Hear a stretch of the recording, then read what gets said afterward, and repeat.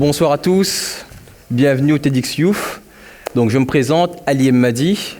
Donc je sais que pourquoi vous êtes venus ce soir, c'est pour savoir quand aura lieu enfin l'Octogone. Donc pour rappeler, l'Octogone c'est quoi? C'est en fait tout simplement deux chanteurs contemporains. D'un côté, donc Eli Yafa, connu sous le nom de Booba, et de l'autre, Okonyu Nakuri Armand, connu sous le nom de Caris. Ils se sont dit donc, ils vont régler leur compte autour d'un octogone qui est en fait le lieu, on pourrait dire en fait c'est plutôt l'emplacement, donc le ring en forme donc d'octogone avec 8 côtés sur laquelle ils vont en fait donc régler leur compte. Bon, avant de vous dire quand on aura l'octogone, je vais vous parler d'une notion très importante qui va vous permettre de comprendre pourquoi je vous parle de l'octogone ce soir. Cette notion, c'est la pugnacité. En effet, rapidement, qu'est-ce que la pugnacité? C'est le fait tout simplement en fait donc d'être persévérant, donc d'avoir l'esprit combatif. Et la pugnacité, je sais ce que c'est puisque j'ai passé plusieurs fois mon permis. Donc, je vous explique un petit peu. J'habite à Saint-Benoît. Donc, mes études, je faisais au tampon. Donc, pendant près de 8 ans, je n'avais pas le permis. Donc, du coup, vous imaginez comment ça se passe. Donc, on prend le bus à 5 h du matin, on arrive de l'autre côté, il faut reprendre un autre bus. Ça pendant 8 ans. Et donc, vous imaginez avec quelle appréhension, quelle motivation même j'avais d'avoir mon permis, puisque j'en pouvais plus. Malgré le soutien de mes parents, ils me disaient « Ali, vas-y, continue ». Mais la vie sans permis à La Réunion, c'est un peu compliqué. Et donc, je me suis dit « Bon, il faut que je le passe ». Il me le faut absolument, en fait. Et je me souviendrai toujours de la première fois que je l'ai passé, c'était mémorable. En fait, je vous explique. Donc, j'arrivais un peu en avance. Donc, j'arrive, je rentre dans le véhicule. Donc là, dans le véhicule, donc, je règle mon siège, les rétroviseurs. Donc je scrute un petit peu l'environnement. Donc je vois en fait donc, les panneaux, la circulation. Il y a même une fille qui me regarde avec insistance. Peut-être qu'elle se dit « Ah, ce gars-là, ça gagne sa première coulis ». Et donc, je me remémore un petit peu les conseils de mon moniteur, tranquillement. Et justement, cette fille qui me regardait avec insistance se rapproche. Elle me dit peut-être qu'elle veut quelques petits conseils.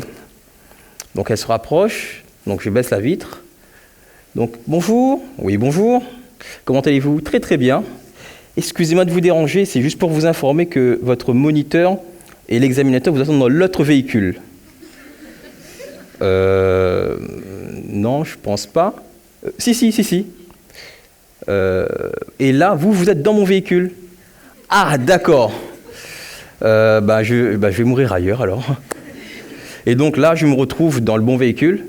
Je ne vous explique pas le stress. Bon, j'ai essayé d'être le plus carré possible. Mais comme dit Créole, le cœur bat dans mon dos. Il me dit, moi, t'es là, à planer. Bon, le moniteur me regarde. J'ai compris. L'examinateur, monsieur, m'a dit, donc il faut y aller, hein, parce que le permis, c'est aujourd'hui. Hein. Donc, je rentre dans le véhicule, donc je démarre la voiture. Donc, tranquillement, ça va, tranquillement. Je cale. Je fais bon, Ali, c'est le stress, il faut se remettre bien, on va y arriver. Donc je repars, donc je recale encore. Je fais putain là, putain.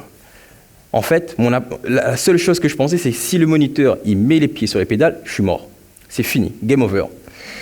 Et donc, je me disais peut-être qu'il y aurait l'embouteillage, l'embouteillage va me faire gagner plus facilement mon permis. Et effectivement, j'arrive dans un embouteillage, mais avec un démarrage en côte. Donc je me dis, ah ouais. Bon, là, c'est tout ou rien. Donc, je me concentre, puisqu'on est sur une pente, donc c'est quand même assez tendu, et je décolle. Sauf que c'est pas moi qui fais décoller la voiture. Et donc, je me retrouve à devoir repasser le permis. Donc, j'ai pris un peu de réflexion, je me suis dit, bon, est-ce que je me revois encore aller reprendre le bus, etc. Puisqu'entre-temps, j'étais obligé de reprendre le bus. Je me dis, non, ça peut plus durer. Donc, je me suis dit, bon, il faut y aller, je repartis une deuxième fois. Cette fois-ci, avec le même moniteur et dans le bon véhicule. Mais cette fois-ci, je sais pas, j'avais une appréhension par rapport à la dernière fois. J'ai calé, surcalé, recalé. Et au final, il m'a recalé. Donc, j'ai dû repasser une troisième fois. Mais la troisième fois, je me suis dit, bon, t'as passé une fois, t'as pas eu. T'as passé 2 fois, t'as pas eu. Qu'est-ce que tu fais? Je me suis dit, j'ai besoin de ce permis-là. Parce que ce permis-là me permettra d'avancer également dans la vie. Et donc je me suis dit, bon, il faut y aller. Donc je me suis repris en main, j'ai repris des cours. Donc je me suis entraîné. Donc juste pour info, en fait, le jour où j'ai passé mon permis, c'est une catastrophe. Un peu avant, en fait, je suis en train de faire une marche arrière, mais je n'arrivais pas à faire les marches arrière. Mon moniteur me dit, Ali, Tu fais repasser ton permis une 13e fois, tu n'arrives pas à faire une marche arrière. J'ai fait non, il faut pas. Il me dit calme-toi, tu vas y arriver et confiance en toi. Mais bon, tu n'arrives pas à faire une marche arrière 1 heure avant ton permis, c'est un peu compliqué. Et donc du coup, j'y suis allé. Donc je rentre dans la voiture. En plus, il y avait encore une 3e fois le même moniteur. Donc je me dis bon, j'espère qu'il a bien retenu que j'ai un peu évolué. Et donc là, je rentre dans le véhicule. Donc je fais mes ronds-points, mes intersections. Je cale pas du tout. Et là, je l'ai eu, ce permis. Donc effectivement, ce qui me permet en fait de vous dire ça, c'est que je me suis rendu compte que tout simplement la pugnacité, la persévérance, ça a payé. C'est le fait, j'aurais pu me dire ouais j'arrête, mais non. Je me suis dit bon, faut y aller, de toute façon j'en ai besoin, et si j'abandonne maintenant, ça va pas m'arranger. Justement, je vous parle en fait de pugnacité, puisqu'il y a d'autres expériences qui m'ont montré la pugnacité, donc ça m'a beaucoup aidé. Un exemple simple, en 2013, j'ai participé à la Startup Weekend. Donc je vous recommande si vous voulez vous lancer dans un super aventure. Donc je vous explique un petit peu le concept. Vous arrivez dans la startup tranquillement, donc vous avez en fait un projet à présenter. Vu que mon ami m'a un peu, on va dire, poussé à y aller, il m'a dit Ali, vas-y, tu as un super projet sur les applications de bus. Vu que j'étais très très longtemps dans le bus, donc je me suis dit bon, c'est le moment de le montrer. Donc je dis bon, on va y aller. Arrivé, donc on présente son projet, chacun le présente. Il y avait à peu près une 20aine de candidats. Et pour passer à l'étape au-dessus, donc pour pouvoir travailler sur la start-up, il fallait en fait avoir un certain nombre de points. Donc moi, j'en ai récolté 16. Et après ça, en fait, on a rencontré une personne qui avait plus ou moins le même projet, plus ou moins similaire. Et mon ami me dit, Ali, mets-les dans ton équipe, comme ça, vous allez pouvoir avancer. Lui, ça le permet d'avancer un peu sur son projet. Je dis, ouais, mais je ne le connais pas. Je lui dis, mais vas-y, Ali, c'est la Startup Weekend, donc on est là pour avancer. Donc je me suis dit, oui, pourquoi pas. Donc on est partis ensemble dans l'aventure. Donc on a avancé. Au tout début, ça allait, mais au fur et à mesure, on ne s'entendait pas sur certains points. Et donc je me suis dit, qu'est-ce que je fais? J'arrête. Ça me commence à me saouler. J'arrive pas en fait à pouvoir bien discuter avec lui. On n'arrive pas à s'entendre. Mais j'ai décidé de continuer quand même. J'ai continué. Je dis, je suis venu à la Startup Weekend avec mon projet. Je vais le mener à bien en fait. Et tout simplement, donc on a réussi. On a gagné la Startup Weekend. J'étais super content. Moi-même, j'y pensais pas. On était parti d'un mauvais départ et au final, on devient lauréat. Donc, quelques jours plus tard, donc la personne avec qui m'avait rejoint dans mon équipe m'appelle. Oui, bonjour Ali. Oui, bonjour. En fait, j'ai réfléchi un peu à la Startup Weekend. Donc, si on travaille sur ce projet d'application, pour moi, c'est 90-10. J'ai dit, comment 90-10, tu m'as dit? Oui, 90-10, c'est-à-dire 90 pour moi et 10 pour toi. J'ai fait, ouf, je ne suis pas très bon en maths, mais là, c'est un peu bizarre ce que tu me proposes là. Et je lui ai même proposé, bon, on fait 49-50 si tu veux. Mais vu, il m'a dit non, je fais, bon, chef, mais ça va, non, je ne vais pas continuer de travailler avec lui. Donc du coup, en fait, chacun est parti de son côté. Et quelques temps plus tard, une société a lancé l'application en question.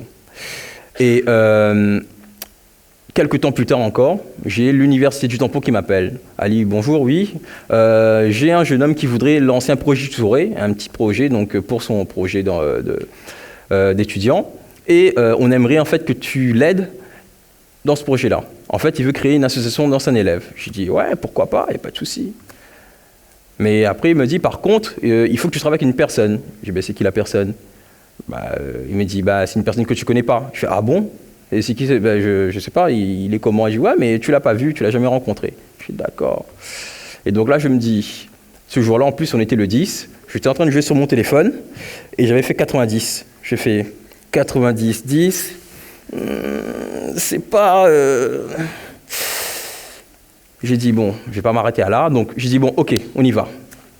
Donc, on commence le projet, donc on commence à travailler ensemble, et le projet tutoré, donc, qui devait tenir un semestre, au final, ça a duré 3 ans. On a pu lancer ensemble ce qu'on appelle le réseau RCA, donc le réseau de compétences pour l'avenir, où tous les 2e mercredis du mois, on a organisé une mini-conférence avec un entrepreneur qui présentait donc, sa vision du marché, son objectif, son produit, ou tout simplement, en fait, présenter sa société. Tout ça dans un écosystème donc, d'entrepreneurs et de start-upers, puisque ça permettait en fait, de faire du réseautage. Donc la conclusion est là, c'est que j'aurais pu me dire, ah ouais, jamais un gars ne me connaît pas, il aimerait travailler avec. Mais non, je me suis dit non, il faut que j'avance. Il faut que je parte au-delà de mes limites en fait. Comme l'a si bien dit Voltaire, les préjugés sont les ennemis du bon sens. Et là, ce proverbe-là prend tout son sens, puisque j'aurais pu m'arrêter à là, mais j'ai dit non, je vais aller plus de l'avant. Bon, je vous répète, excusez-moi, je vous raconte tout ça, mais en fait, vous êtes venus ce soir pour savoir quand aura lieu l'Octogone. Donc, pour moi, en fait, sincèrement, l'Octogone, il a lieu tous les jours. Chaque fois, en fait, que vous vous lancez dans un projet, il y a un Octogone, puisque vous vous battez contre vous-même.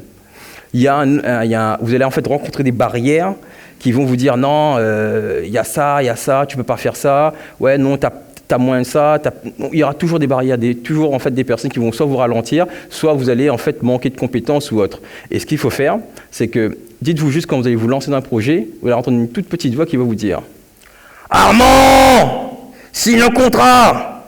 Et là, ce que vous allez faire, c'est que vous allez prendre une feuille, format A4, vous allez prendre un stylo, vous allez dessiner un octogone sans règle, en comme à lever, et sur chacun de ses côtés, chacun des côtés de l'octogone, vous allez inscrire une difficulté que vous allez rencontrer durant votre projet. Et au fur et à mesure de l'avancée de votre projet, vous allez pouvoir en fait supprimer, puisque vous allez rencontrer, vous allez pouvoir effacer ce problème, puisque vous allez pouvoir le surmonter en fait. Tout ça pour vous dire que la pugnacité, c'est ce qui m'a permis de sortir out of the box. C'est ce qui m'a permis en fait d'avancer dans mes projets, donc d'avoir le permis, de créer un réseau assez intéressant qui permet d'échanger, donc de développer en fait encore l'écosystème des startups à La Réunion. Et je terminerai sur une citation d'un M. Gobois-Ousni qui disait « Il faut relativiser ses difficultés pour faire évoluer ses facultés ». Merci à tous.